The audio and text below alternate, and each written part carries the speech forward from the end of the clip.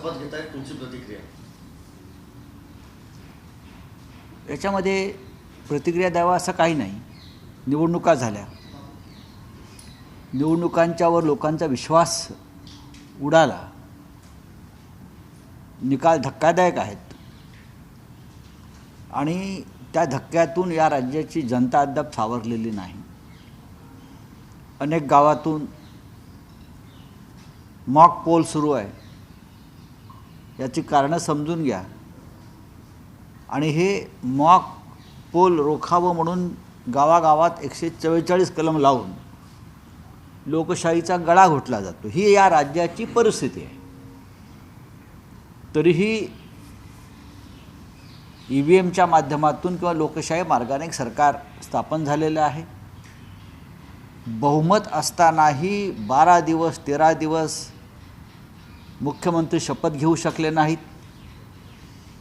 अंतर्गत लाथाळ्या रुसवे फुगवे जनतेने पाहिले आणि अखेर आज आझाद मैदानावर या राज्याच्या मुख्यमंत्रीपदी देवेंद्र फडणवीस हे विराजमान होत आहेत, शपथ घेत आहेत. महाराष्ट्राच्या परंपरेप्रमाणे आम्ही त्यांना शुभेच्छा देतो आणि यापुढे जोपर्यंत आपण त्या पदावर आहात तोपर्यंत हे महान राज्य जे महाराष्ट्र आहे हे राज्य काळजीपूर्वक सांभाळण्याचं आणि त्याची लूट न होऊ देण्याची जबाबदारी तुमच्यावर आहे. गेल्या 2.5-3 वर्षामध्ये जी महाराष्ट्राची लूट झाली, महाराष्ट्राचा रोजगार, महाराष्ट्राचा उद्योग, महाराष्ट्राची संपत्ती, सार्वजनिक उपक्रम, या सगळ्यांवर जी दरोडे पडले, ही दरोडेखोरी थांबवून महाराष्ट्राला पुन्हा वैभवशाली राज्य बनवण्याची जबाबदारी या महाराष्ट्राच्या नवीन मुख्यमंत्र्यावर आहे. त्यांनी जर अशा प्रकारचं कार्य केलं तर नक्कीच महाराष्ट्र त्यांना एक चांगला मुख्यमंत्री म्हणून त्याची नोंद ठेवेल. प्रोटोकॉलनुसार 6 माजी मुख्यमंत्र्यांना निमंत्रण देण्यात आलेलं आहे. उद्धव ठाकरेंना देखील निमंत्रण आहे. उद्धव ठाकरे जाऊ शकतात? नाही, तर असं आहे की मी दिल्लीत आहे, उद्धव साहेब मुंबईत आहेत, आमचे शिवसेनेचे पक्षप्रमुख. आता अनेक माजी मुख्यमंत्र्यांपैकी काही माजी मुख्यमंत्री त्यांच्याच पक्षामध्ये आहेत. आता त्यातले एक माजी मुख्यमंत्री उपमुख्यमंत्रीपदाची शपथ घेत आहेत. म्हणजे जी टीका श्री देवेंद्र फडणवीस यांच्या बाबतीत झाली होती की कमिशनरचा फौजदार झाला, तसंच आता पार्ट 2 बरं का, त्याच कमिशनरचा फौजदाराचा पार्ट 2 आपल्याला आज आझाद मैदानावरती पाहायला मिळेल. पण प्रत्येकाची एक राजकीय मजबुरी असते. त्याच्यापैकी बरेचसे 1-2 माजी मुख्यमंत्री अशोक चव्हाण हे त्याच पक्षामध्ये आहेत. आता ज्याला जायचं आहे ते जातील. असं आहे की शेवटी नाही, मी आता कसं काय सांगू, मी दिल्लीत आहे.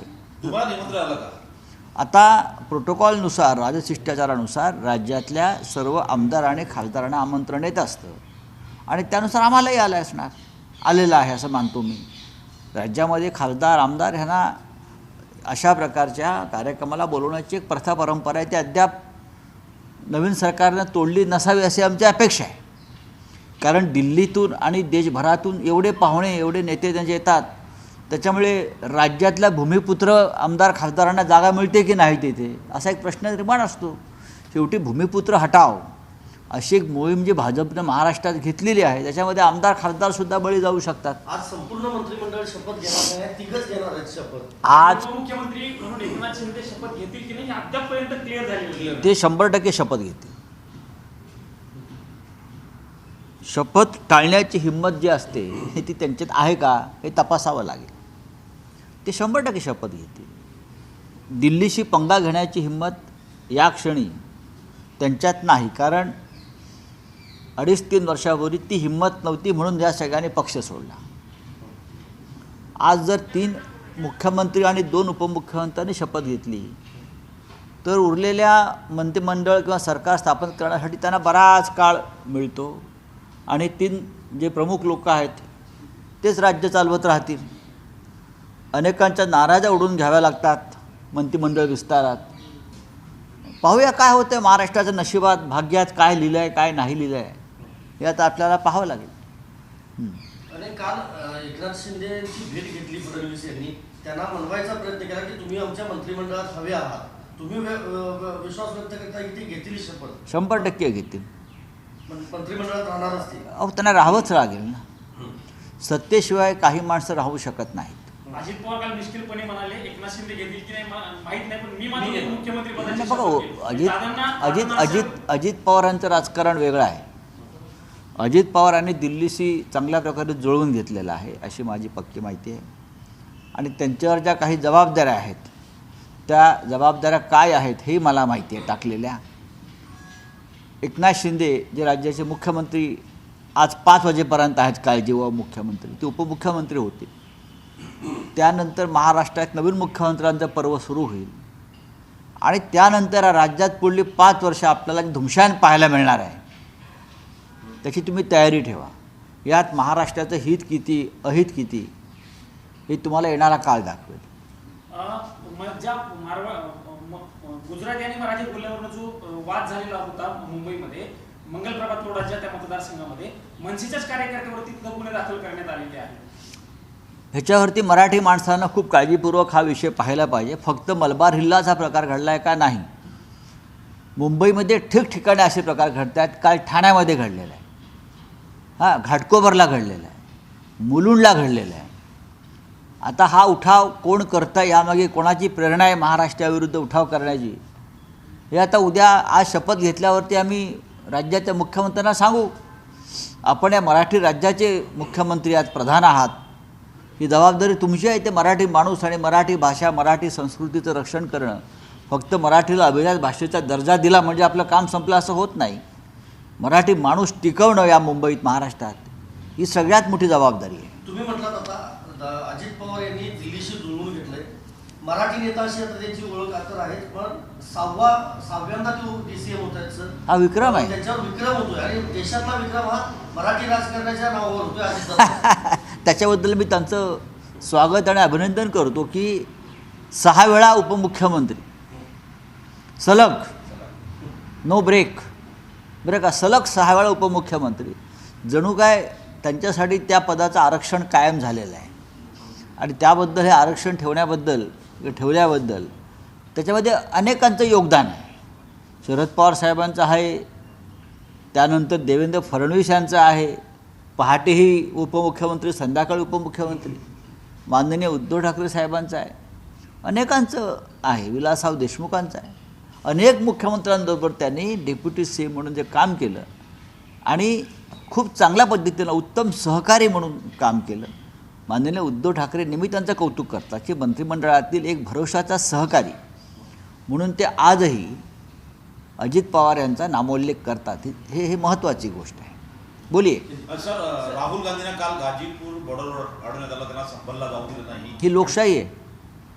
आमच्या देशातली लोकशाही काय आहे तर लोकसभेतल्या विरोधी पक्षनेत्याला, संसदेतल्या विरोधी पक्षनेत्याला संभल येथे जो दंगा घडवला सरकार प्रायोजित जो दंगा आहे तो घडवला आणि तेथील लोकांची भेट घेण्यासाठी जर या देशातल्या प्रमुख विरोधी पक्षनेत्याला, ज्याला घटनेने काही अधिकार दिलेले आहेत, त्याला तुम्ही रोखता आणि त्याच्यासाठी मोठा पोलीस फौजफाटा सैन्यबळ उभं करता, या देशातली लोकशाही आहे. काल जनतेने ती पाहिली. आप बताएं.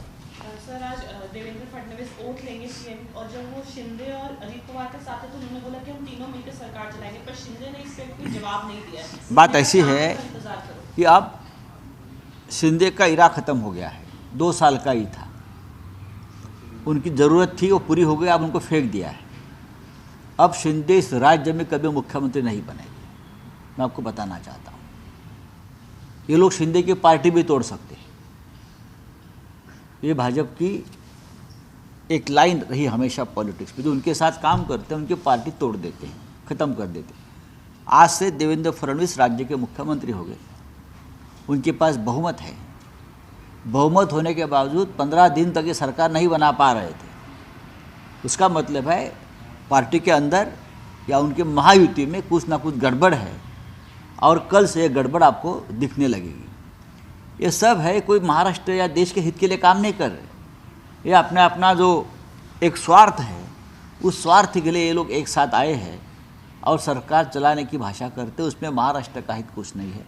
लेकिन जो नतीजे महाराष्ट्र में आए हैं उसके खिलाफ राज्य की जनता गांव-गांव में सड़क पर आई है कि हमें ये नतीजे, ये निर्णय मंजूर नहीं है। फिर भी राज्यों को मुख्यमंत्री मिल रहा है, आज शपथ लेंगे, हम उनका अभिनंदन करते हैं और आने वाला जो समय आपको मिलेगा उस पद पर बैठने का, आप महाराष्ट्र के हित के लिए काम करिए, इतना मैं कहूँ।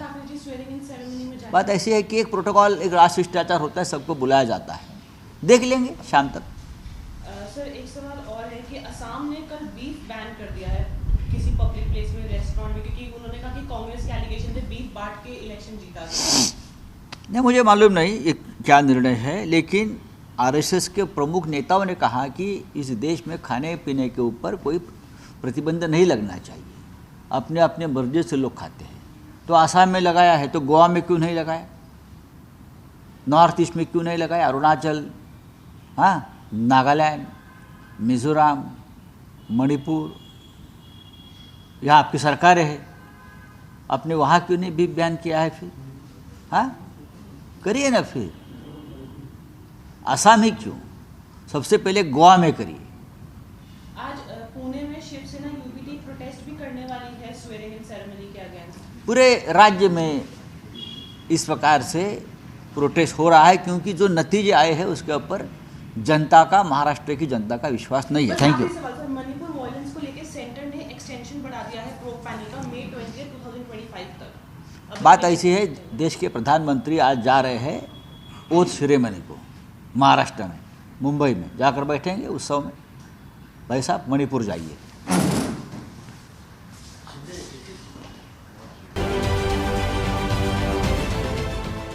देश विदेशातील प्रत्येक घडामोडींचे लाईव्ह अपडेट मिळवण्यासाठी आता साम टीव्हीच्या सर्व सोशल मीडिया प्लॅटफॉर्मला लाईक, फॉलो आणि सबस्क्राईब करा। तसंच सर्व नोटिफिकेशनसाठी बेल आयकॉन प्रेस करायला विसरू नका।